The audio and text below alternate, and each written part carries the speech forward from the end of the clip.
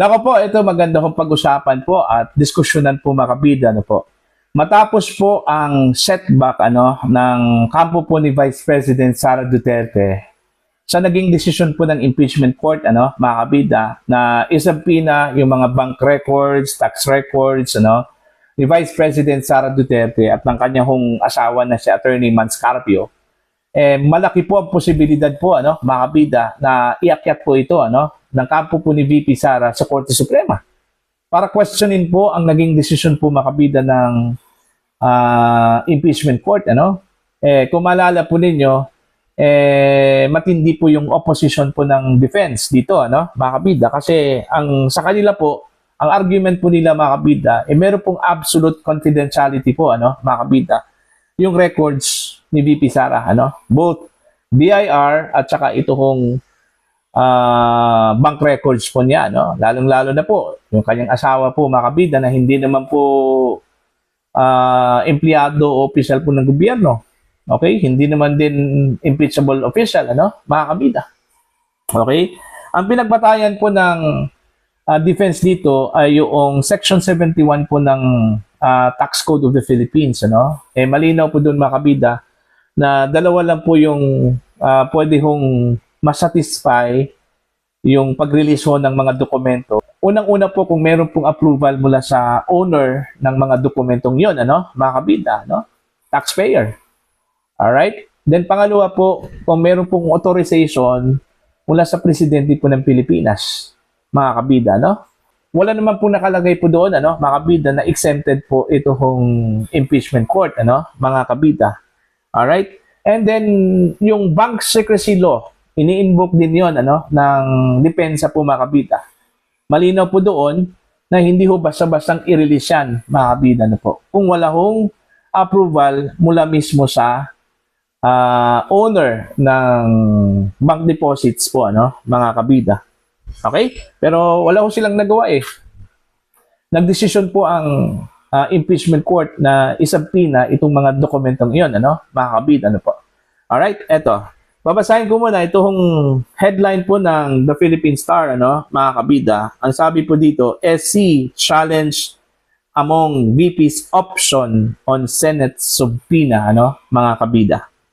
Alright, ang sabi po dito, Vice President Sara Duterte's lawyers have yet to discuss whether to elevate to the Supreme Court the Senate Impeachment Court's decision to subpoena her bank and tax records, saying it is one of the possible options. All right. After the hearing on Monday, July 20, defense team spokesperson Michael Pua said, while they respect the ruling of the impeachment court, they're aware of the legal remedies available to them and have yet to consult the Vice President on their next steps.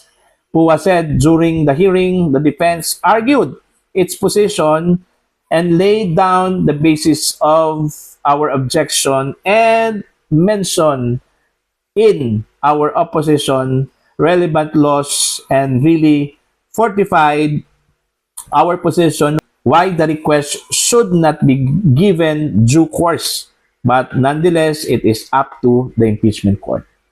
So since nagdesisyon po ang impeachment court po mga kabida na isabina, wala ho silang magawa. So, ang gagawin na lang po nila dito, mga kabida, maghanap po ng option. Okay? At ang sabi po dito, isa ho sa mga options nila, iakyat po ito, mga kabida, sa Korte Suprema. Questioning the constitutionality and legality po, mga kabida, ng decision po ng impeachment court. Okay? Matindi naman po yung kanilang argumento ho dito, mga kabida. Lalong-lalo na po, yung Section 8A, okay, ng Anti-Money Laundering Act po, mga kabida.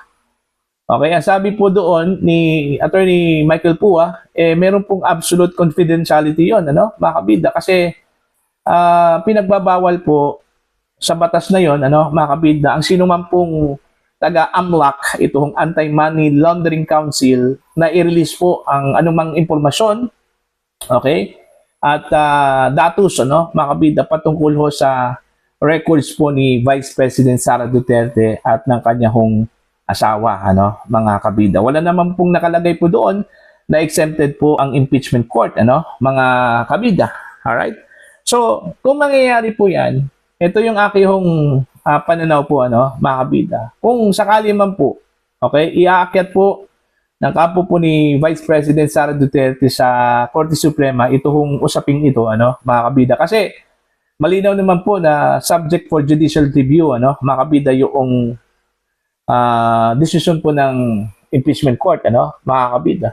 Dahil lahat ng mga questions of law, ang meron pong karapatan dyan, ano, mga kabida, ito pong Korte Suprema. Alright, mga kabida, ano po. Okay? Kung sakali man po, iaakyat po nila yan sa SC, malamang po, re-respetuhin po yan, ano, ng impeachment court, mga kabida. Posible hong i-delay muna yung release, mga kabida, ng mga bank records at tax records po, ano, even the AMLAC records, ano, ni VP Sara, mga kabida. Okay? Habang inaantay yung magiging desisyon po ng SC doon ho sa magiging petition po ng kampo po ni VP Sara, ano, mga kabida. Alright? Pero habang wala pa, okay, wala pang petition, okay, mananatili ho yung subpoena. At in fact, doon ho sa subpoena na yon, ano, mga kabida, inatasan po ang Bureau of Internal Revenue, okay, na isubmit ito hong mga dokumento ni VP Sara at Attorney Manscarpio sa impeachment court on July 30. Alright? And yung mga bangko na isasabina din, ano, mga kabida, malamang po, I think, first week po ng August, ano, 2026, mga kabida, ano po. Anyway, sa pagkakaintindi ko po, mga kabida, dun ho sa desisyon po ni Senator Chis Escudero bilang presiding officer, ano, mga kabida, hindi naman po ibig sabihin na sinumpina po ng impeachment court yung mga dokumentong yon. Okay, dadalhin dyan sa impeachment court, mga kabida, bulat-latin na kaagad. Okay, titignan pa po, mga kabida, kung maaari bang gawing ebidensya po ito, ano, mga kabida, ano po. Okay, meron pa pong offer, okay, nagagawin po yung prosecution as evidence yung mga dokumentong yon. Okay? At susuriin pa po, mga kabida, ng impeachment court kung ang mga dokumentong inilatag dyan, mga kabida, ay maaari bang gawing ebidensya. Okay? So, ibig sabihin, hindi po lahat ng mga dokumento ay maaari pong gamiting ebidensya po, ano, mga kabida. Limited po yung ginawang decision po, mga kabida, ng impeachment court. Alright, kaya nga hindi ho nababahala po, mga kabida, ito hong kampo po ni Vice President Sara Duterte kasi expected yan, mga kabida, na every document na i-raise po ng prosecution, okay, makakarinig ho tayo ng objection, objection, objection. Maraming objections dyan, ano, mga kabida, ang maririnig po natin mula sa defense. Alright? So, magdedepende po yan, mga kabida, kung aaprubahan ba ng impeachment court ang mga dokumentong i-raise po, ano, ipapakita po, mga kabida, ng prosecution kung ito ba ay parte po ng ebidensya o hindi. Okay, mga kabida. Alright? So, let's see. No? Tingnan po natin kung ano po ang magiging resulta po dyan, ano, mga kabida, sa magiging hakbang po ng defense. Okay?